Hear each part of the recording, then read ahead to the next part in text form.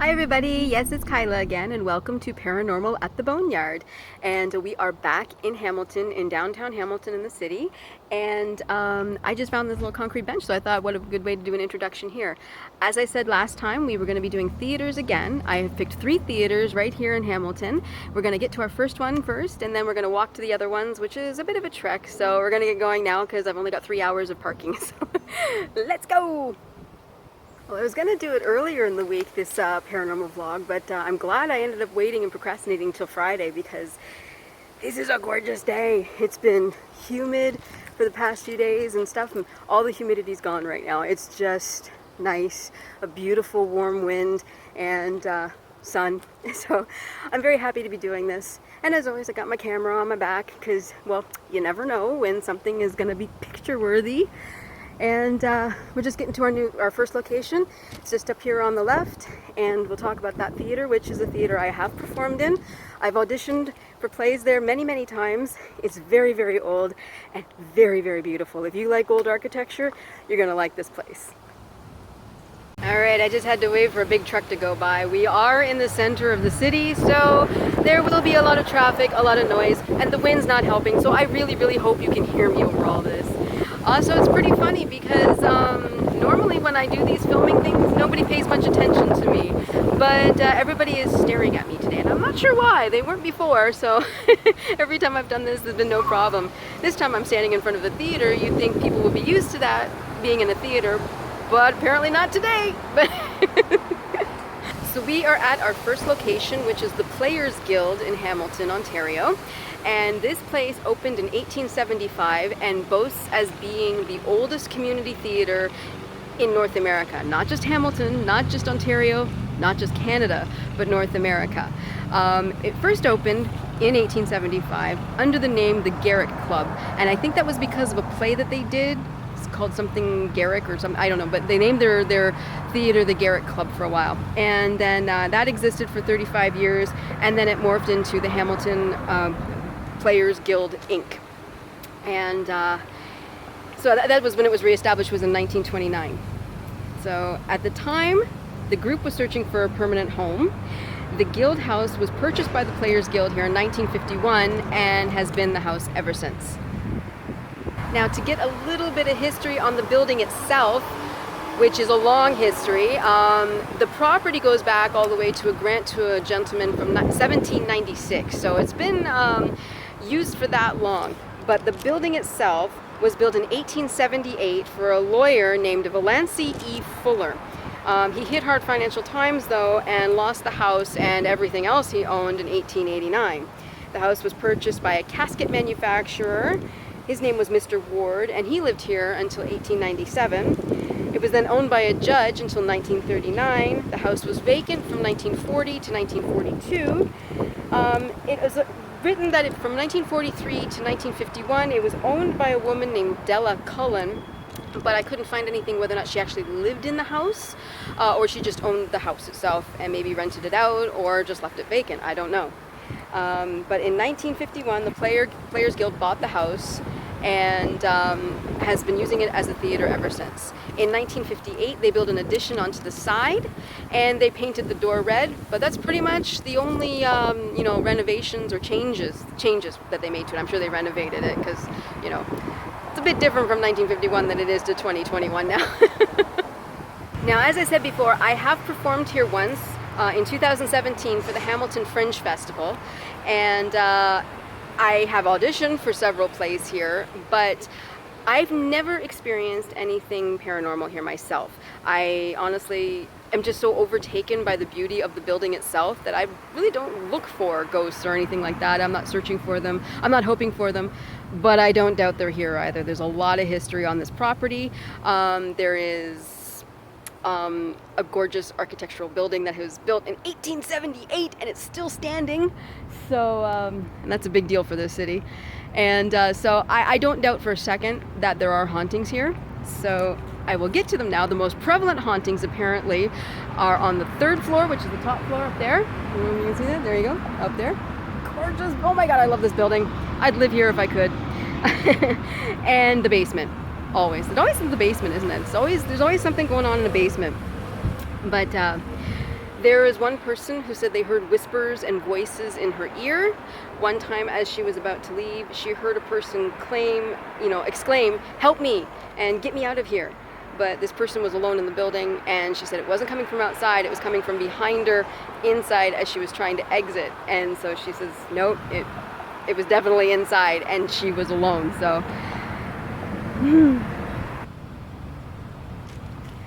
also in the city, you see a lot of crazy drivers. I don't know where that person was going.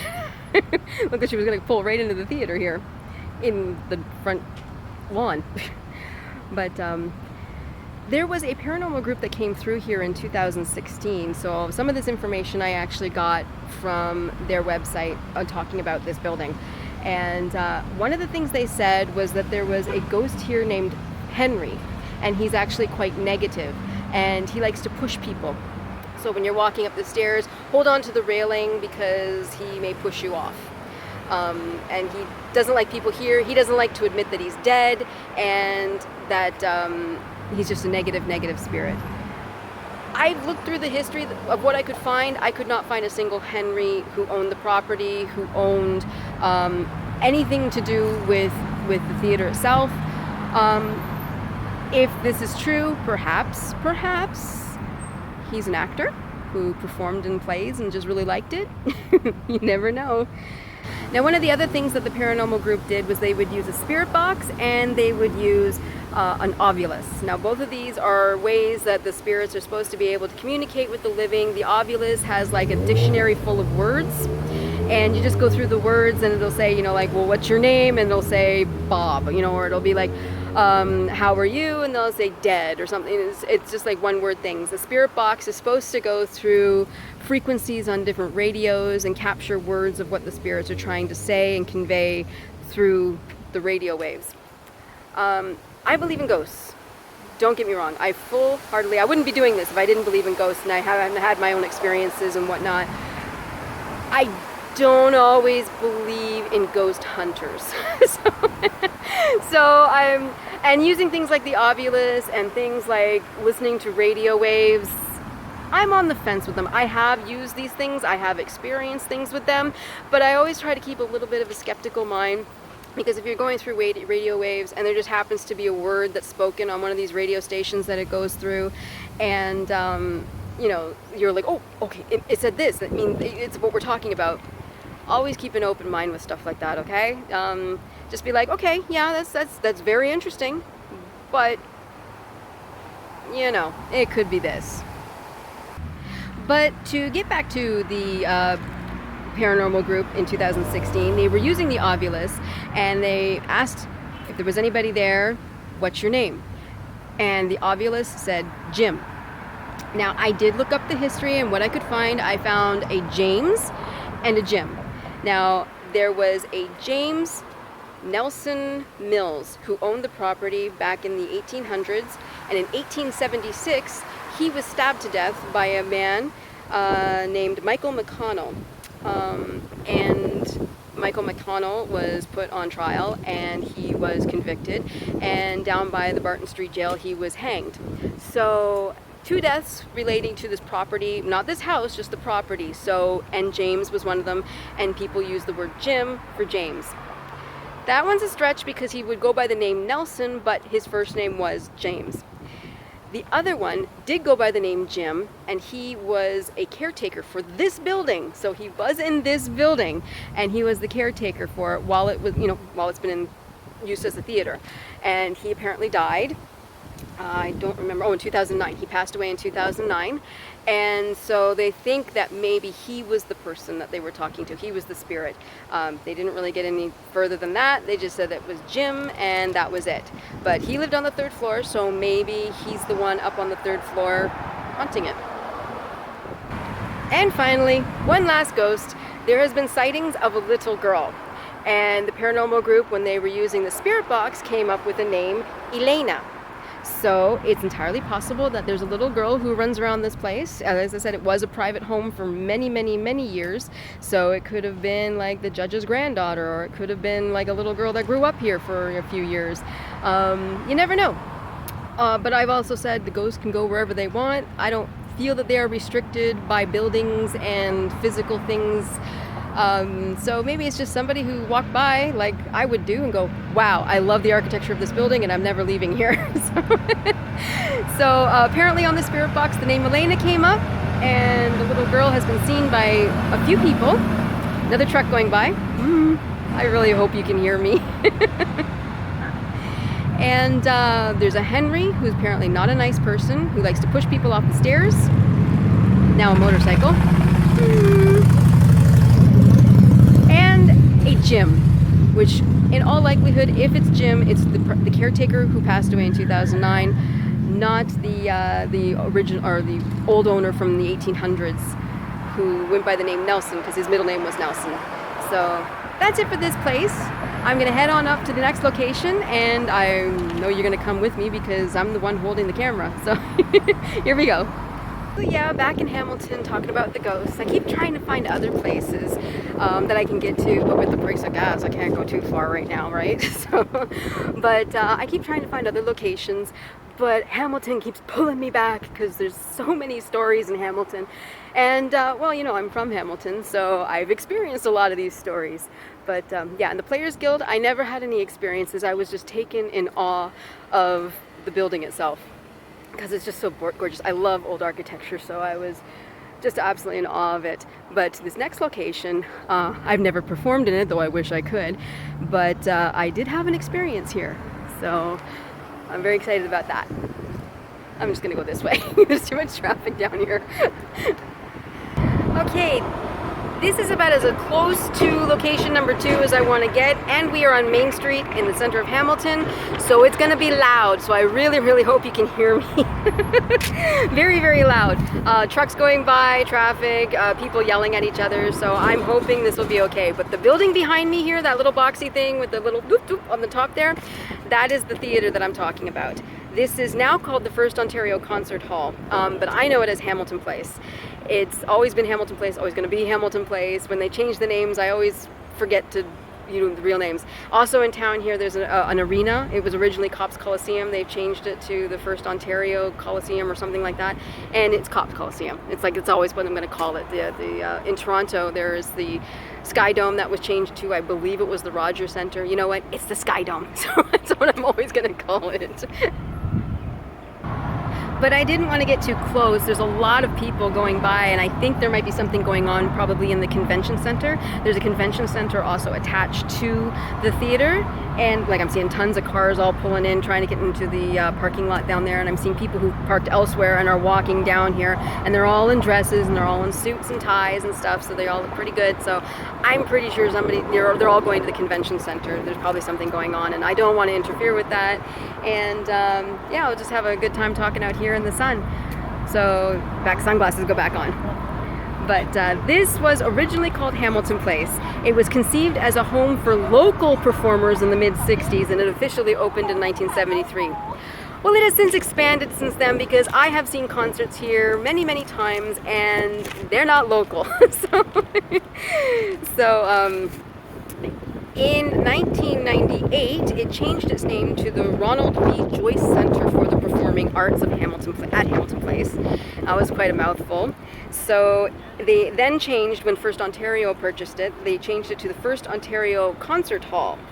And this is also the permanent home for the Hamilton Philharmonic Orchestra and Opera Hamilton.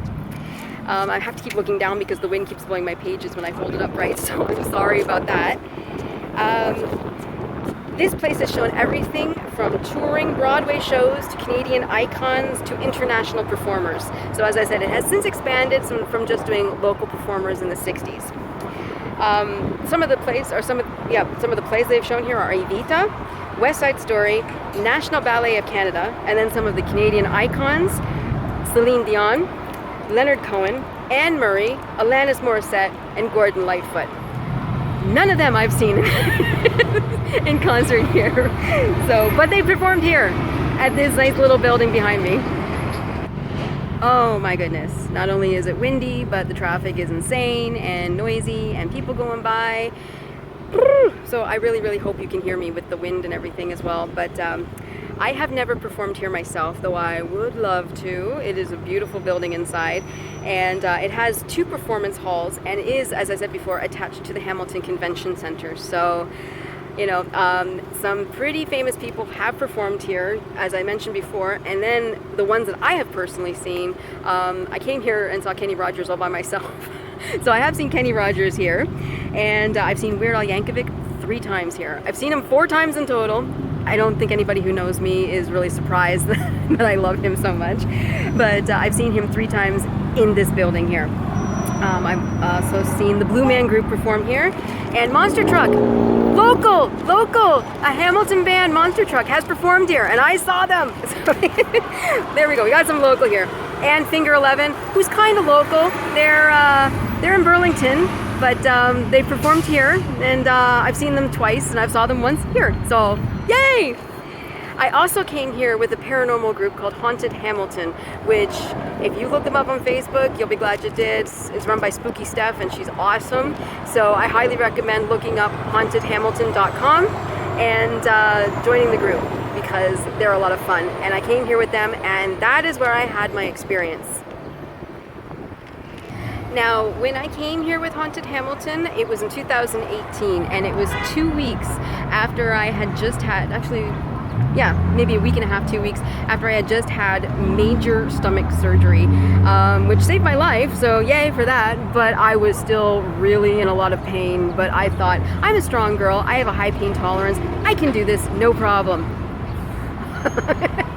I don't remember a whole lot of that time there, but I do remember that we got there, we got to sit in the crowd.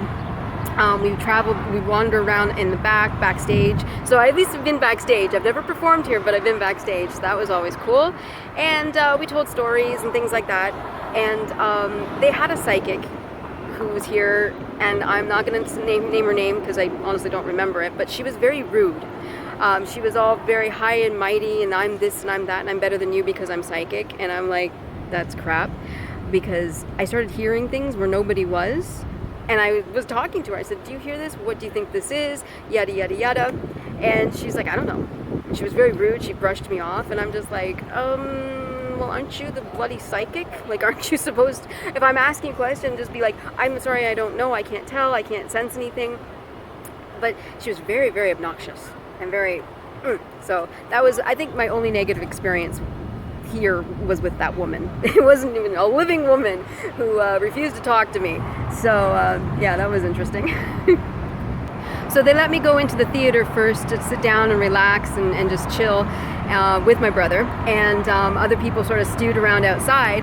And I had my camera, and this camera that I carry with me right now, and I thought, okay, well, since nobody's here, I've never seen this place empty. So I turned around and I took a picture of the audience, where the crowd would sit, and it's all the red seats and everything's beautiful and pretty and stuff like that. And there were some blue lights that Steph had added for ambiance and stuff like that, and they're up on the stage doing their thing. And this is where I had my experience, although I didn't know I had the experience at the time. Now, remember a few vlogs ago I said that I have taken thousands and thousands of pictures, and in all those pictures, only 2 of them, I believe 2 pictures, are something's in them that I can't explain. Well, this is one of them. Because I wanted to take a picture of the empty theater, I just turned around, took one picture, because I could see the crowd started to come in, and I wanted to get a picture before everybody came in and sat down. So I took the picture, and I can only assure you, I can only guarantee to you from my, you know, and I'm the same way. You know, you can take my word for it or you can't. It doesn't matter. There was nobody in the theater when I took the picture. And when I get back home and I edit this thing, I will put the picture up so you can see what I'm talking about. And if you see it, I hope you can mention it right away, but I'm like looking at it afterwards. I didn't look at it at the time. I was just taking pictures. I was worried about my stomach, going, oh my God, how am I gonna last this night? And when I went home and I uploaded all the pictures onto my PC, and I look and I'm like, what is that? And I can assure you, there was nobody there. So what is this? Now, even though I did come with Haunted Hamilton, that group is also a lot about the history, and they didn't really talk about any known hauntings here at this location. So I don't really recall, but like I said, I was also on painkillers and stuff at the time, so I don't remember any stories. I do remember the psychic talking about how, oh, I see a coachman and he's riding on a horse when this building wasn't here. It's like, yeah, Hamilton's been around for a couple 100 years. You think there might have been somebody on a carriage ride? But she said it was a man. So, woo, a man in Hamilton riding a horse. That happens now. So, but I'm not bitter about her at all. But to be honest, I really don't remember if there were any other stories told. Like I said, I was not well on that day. But so if anybody who's watching this who has gone on the tours with Haunted Hamilton can tell me anything about any hauntings at Hamilton Place, that would be awesome. Because I really don't remember any stories of like, oh, the specific, her name's Ann West and she did this, nothing. I know nothing like that. So, if you have any stories, just put them in the comment section. That would be awesome. I'd love to read them. And that was my only experience there, was hearing the noises on the one side off stage where nobody was, and the picture that I took. So, but I did have a friend, I put the picture on my Facebook page, and I did have a friend who worked security at this building for, maybe a decade and a half, and he's also Mr. Skeptic. And he's like, you're crazy. It's not this, it's that, and he's also a photographer, so he's like, it's the trick of the light, and I'm like, I'm telling you, I don't think that's what it is. I can only tell you, and he's like, and people are like, it's your shadow. I'm like, no, that's not my shadow. Like, this is my shadow. So I don't know, but he's like definitely saying it's not paranormal. He never experienced anything the whole, 15 years that he worked there. He never experienced anything. The only problems he ever had were with the living. So he says they never had any ghostly experiences here, and that they don't exist, and that I'm crazy for thinking so, and that my picture can easily be explained by lighting. And I'm like, I don't know. I don't know. I don't like to jump down people's throats, but at the same time, this one I personally can't explain, and I can just assure you that there was nobody there. So who knows? So that is it for Hamilton Place. The First Ontario Convention Centre, or Concert Hall, First Ontario Concert Hall, not Hamilton Place, First Ontario Concert Hall. So we're gonna go from here, and we're gonna head down to location number 3, which is a bit of a weird story. The history of it is awesome and sad. So we're gonna get to that location, and I'm excited about that one. That's why I'm saving it for last. Also, it's the farthest away. Okay, we are at location number 3, and I'm finally on the steps. I was here, I've obviously gone into the whole spiel, and I was doing it over in the sun with the traffic going by and just really bright sun and painful on the eyes. And there was somebody on the steps, and they were looking for something, and they were looking for a very long time. So I don't think she found what she was looking for, but I'm here now. And here I am on the front steps of what was once the Tivoli Theatre.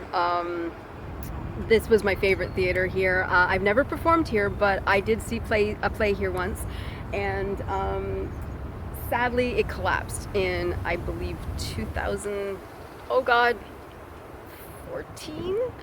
2004, I think. I can't remember. I didn't even write it down. I'm surprised. I looked through all my notes. I did not write down when this place collapsed. And behind me here, these doors, is the theater. This is the only thing that survived. What all this was the front foyer and the box office and all that kind of stuff, and I think some seats, but I'm not sure about that. But back behind me here is the seating and the theater part. So it was working as a theater even after the collapse. Just the beautiful architecture of the front foyer and everything that was inside is all gone now. So I'm very upset that I didn't write down the actual date. I can't believe I didn't do it. And I will tell you, it does not smell pleasant here.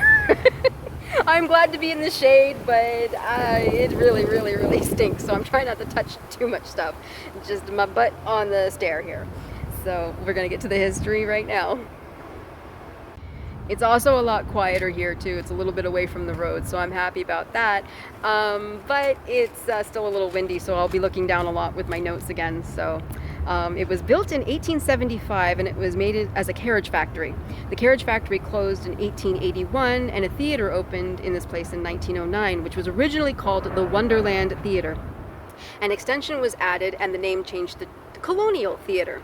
In 1913, it changed to the Princess Theater, and then in 1924, it finally changed its name to the Tivoli Theater.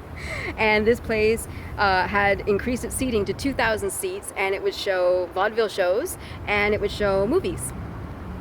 Now, one cool thing about this place is that it boasted as being one of the first theaters in Canada to show a talking picture. It was definitely the first theater in Hamilton to show a talking picture, but it's, I think, like the second, maybe the third theater in Canada to show a talking picture. So that's their little boasting thing about that.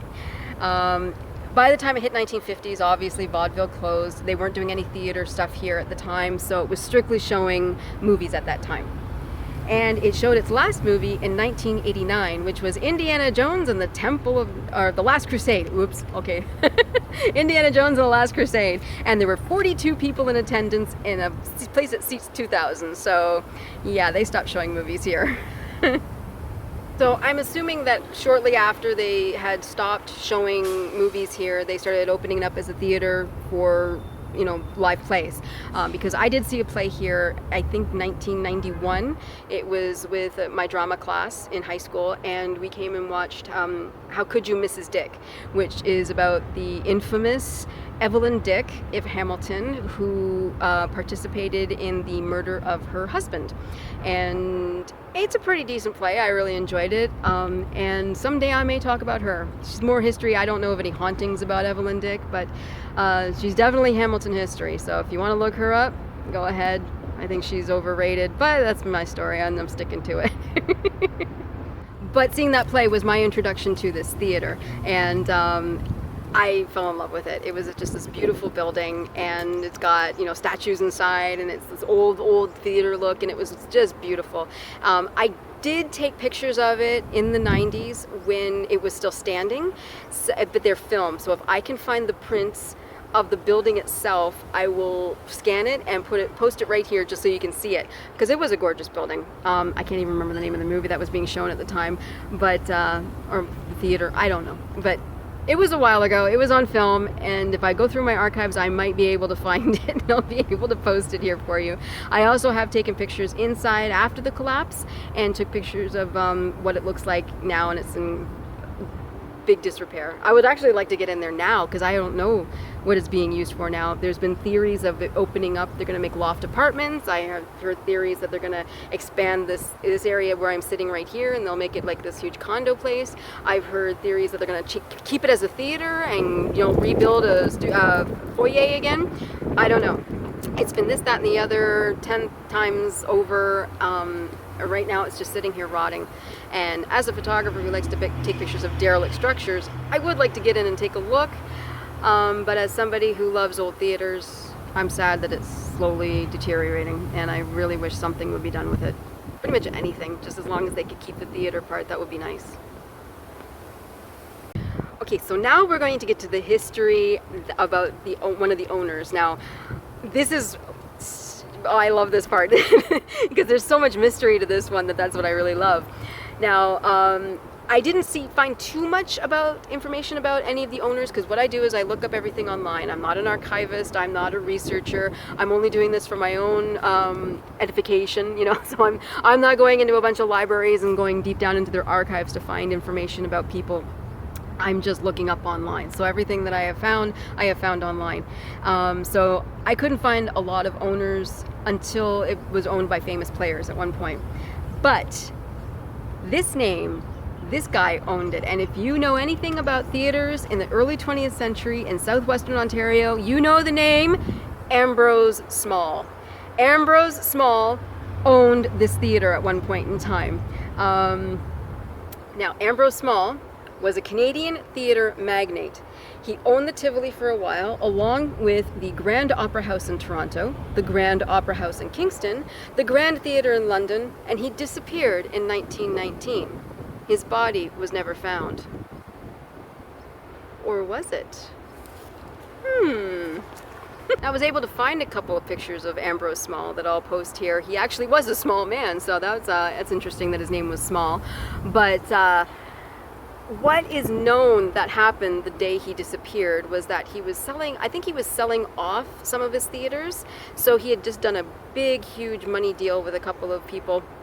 And I don't remember if he was walking out with a cashier's check or if he was walking out with money in his briefcase or something, but he disappeared.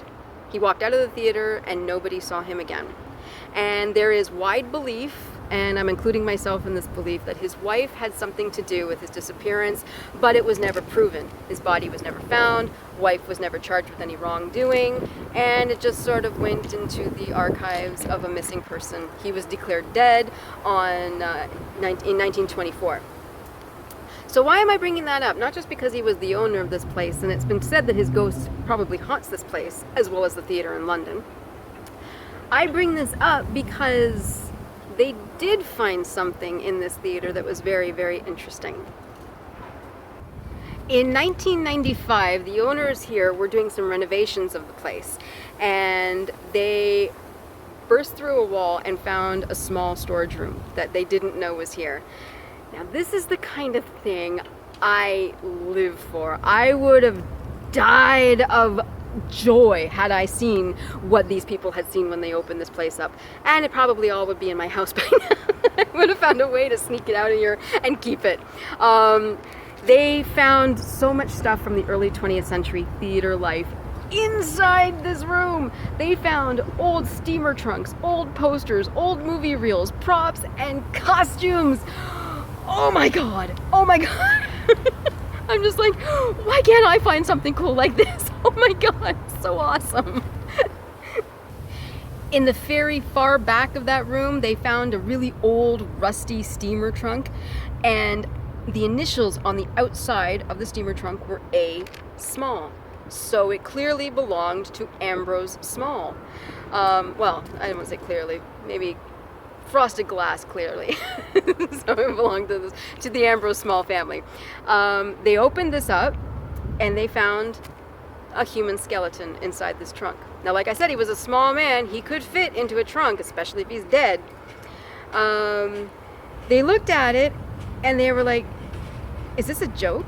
Was this a prop for a movie? Like, is this real? Is this a real skeleton? Or is this just a prop? And the more they looked at it, they're like, this kind of looks pretty genuine, right? So they're like, let's call the police. So they called the police, the people doing the renovations. The police called a forensics team, and the forensics team was like, I think it was like Sunday. They'll say they'll be there Wednesday. And they got there Wednesday. The trunk was gone. So no trunk, no bones. What they believe happened was the trunk was accidentally discarded with other construction materials, so it's probably in some landfill now, under heaps and heaps of other landfill that has happened in the last 30 years. But I'm a conspiracy nut, and I say they wanted the mystery to continue, and it was really Ambrose Small. But yeah, my belief is they found the body of Ambrose Small, and mystery solved. But let's get to the hauntings. During these renovations, now they didn't say whether or not it was after or before they found the trunk, but they said during the renovations the workers started seeing what they described as a homeless man, but he was dressed in old style clothing like a bowler hat, and he had a thick mustache. Now let's have another look at that picture of Ambrose Small. I think that's a pretty thick mustache, don't you? When the workers were shown photos of Ambrose Small, they all said that that was the homeless guy that they saw. I've also heard stories of people who have performed here. During rehearsals, they look out into the audience and they'll see a man in a bowler hat and a longer coat watching the rehearsal. And you're not supposed to, people are not supposed to just wander into the theater and watch rehearsals. That's very no-no, that's taboo. And also this can, sometimes can be an area where people just wander where they're not supposed to. And so they would go out and go to tell this man you have to leave because we're in a rehearsal and there's nobody here. So he's there when they're on stage, they see him, and then he disappears. So that's interesting. Apparently that happens in London as well. So they believe that that's Ambrose Smalls as well. Small, not Smalls. Now there's a story about a dog named Nobby. Now, Nobby was the theater guard, and if I remember correctly, he was like a Rottweiler, so he was a big dog. And he would get locked into the front office at night. They didn't know what happened. Basically, the guard would let the dog sort of roam around the place. He's a big dog, you know, you don't want to mess with a big dog like that. And he would come back from wherever he was. I don't know if he would just be like a guard that would let the dog stay there at night, come in the morning and then find this, or if he would go and have a break and come back and find this. But he would come back and he could hear the dog scratching at the door, and he was like, the door was locked when I left. So someone or something unlocked this door, let the dog go inside, and then closed the door and relocked it so the dog could not get out. And the only way you could get through it was a key. And he was one of the few people that had a key. And he's like, I know I didn't do it. So, so that's interesting. So that's pretty much all I have for this. But yeah, I'd like to think that Ambrose Small was here. I don't know if he's here now. There's, like I said, not much going on here, and there's not much of a theater left, so I don't know if he's still here. So he might be running wild over at the London Theatre right now. But if my bones were found and then they were just accidentally discarded before a forensic team could come and say, yes, they are the bones of me, I'd be kind of mad too, and I wouldn't want to leave. I'd be like, oh yeah, I'm gonna haunt you guys forever now. But like I said, I don't know what they're gonna do with this location. I hope they do something with it. I hope they can keep it as a theater, and I hope they can get rid of the smell that I'm smelling. I'm gonna get up and I'm gonna head back to my car because it is rank here. Well, I'm on my way back to my car now, but just so you know, I found out what was making that foul smell, and yeah, even though I didn't touch anything while I was sitting there, I sanitized the crap out of my hands anyway. So, yuck. But before I go, I just want to show you one last thing. This behind me here, these broken down dead pieces of wood, I think used to be an outdoor stage. So after the collapse of the building, they just used these things and they would do little outdoor shows and things like that. But as you can see, they haven't done anything with it. I mean, obviously with COVID, they haven't had many shows or anything. We're just reopening everything up now. So now it's just rotting pieces of wood sitting in the middle of a field. So yeah, heading back to the car. Okay, I've just pulled over and I parked in a cemetery right now just to relax and calm down because traffic was insane. I couldn't believe how bad it was. It's not rush hour yet, but apparently that doesn't matter anymore. It took me an hour just to get out of the city, and usually takes me about 5 minutes. So, and I almost got hit 3 times because not only was it very congested, but everybody was stupid. So once I got into an area that was open, I just pulled over. I'm in this nice little quiet cemetery. I'm going to wander around here. I've got a beverage so I can calm down. And, whew, yeah. So, how do you get Kyla to calm down? You show her some animals. I did not know this cemetery was right by a little farm here. And there's a little horsey. So, there's another one over here out of camera range. So, I feel myself relaxing a little bit, thank goodness, and I'm going to be making my way home. So, I thank you all for watching. Thank you for coming to Paranormal at the Boneyard. I had a lot of fun talking about theaters, some that I have performed in and some I would like to perform in someday, so who knows, maybe, you never know, right? And I will be going, and I will see you next time. But in the meantime, don't forget to watch The Boneyard with TJ Palmer. He runs his own podcast, and he talks to artists, musicians, bands, writers, you name it, he talks to them all. He's an excellent host. He's very affable. I love him to death. He's a great guy, and it's a great podcast. And he's interviewed some of my musician friends. He's introduced me to music that I never would have heard of before without The Boneyard, and it's an awesome podcast. So watch The Boneyard. Hashtag The Boneyard. So, and be sure to subscribe to this channel. I also do some singing on this channel as well, and I take requests and I just have fun, and I write my own songs and lyrics and things like that. And that's pretty much it for the day. So until then, just because your 5 senses can't detect it doesn't mean it's not really happening. Bye for now. Have a great day, everybody.